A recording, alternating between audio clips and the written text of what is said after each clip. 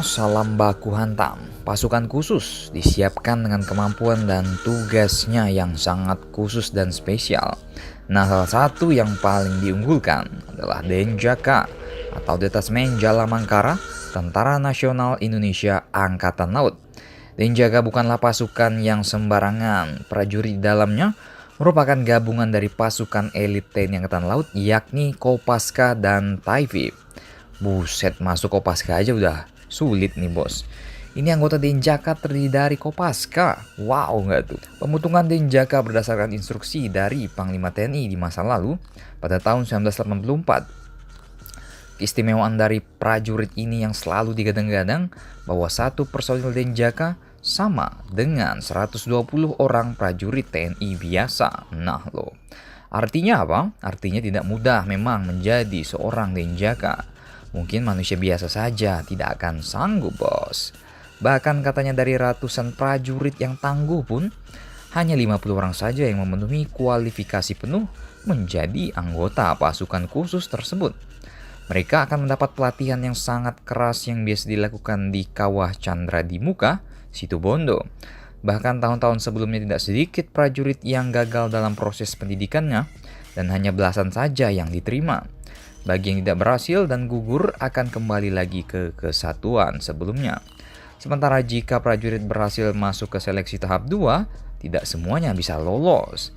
Ya, pendidikan yang super ketat dan super keras ini harus dilakukan guna menjadi pasukan yang sangat unggul. Selain harus kuat secara fisik, para calon anggota Denjaka pun dituntut mempunyai IQ yang tinggi.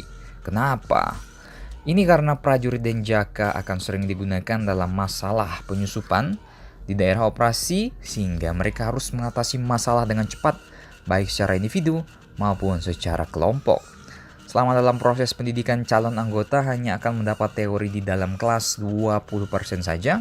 Selebihnya mereka akan berlatih langsung di dalam hutan, laut, dan udara. Nah, buat kalian para mahasiswa yang tidak suka di kelas mungkin bisa mengikuti seleksi Denjaka. Tidak mudah memang untuk mendapatkan pelatihan dengan nilai sempurna. Mereka harus mendapatkan pendidikan super ketat dan keras, melakukan penyusupan dengan terjun payung, bergerak cepat di dalam laut, dan bertahan hidup di daratan. Terpaan ombak di Laut Banyuwangi yang biasanya menghanyutkan perahu nelayan harus bisa mereka atasi. Mereka harus bertahan sekaligus menyelamatkan diri sendiri dan anggota lainnya. Bahkan mereka kerap dengan kaki dan tangan terikat di ombang-ambing di lautan. Nah loh, sangat berat bukan? Setelah berhasil melawan ganasnya ombak di lautan, hal selanjutnya yang perlu dilakukan calon anggota adalah bertahan hidup di dalam hutan. Perbekalan pada para anggota pelatihannya hanyalah garam saja, ya lumayan. Bahkan air minum pun tidak dibekali. Mereka benar-benar harus mencari sendiri di dalam hutan. Sementara proses pelatihannya biasanya dilakukan di alas purwo.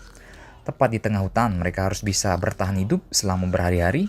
Tak jarang mereka memutuskan untuk berburu binatang buas, seperti ular misalnya. Namun kalau mereka hanya mampu menangkap seekor monyet, maka binatang itulah yang akan menjadi santapannya. Belum diketahui secara jelas apa saja misi yang dilakukan oleh Denjaka. Ya, karena prajurit ini rahasia, misinya juga rahasia. Silakan share dan baku hantam kalian di laut.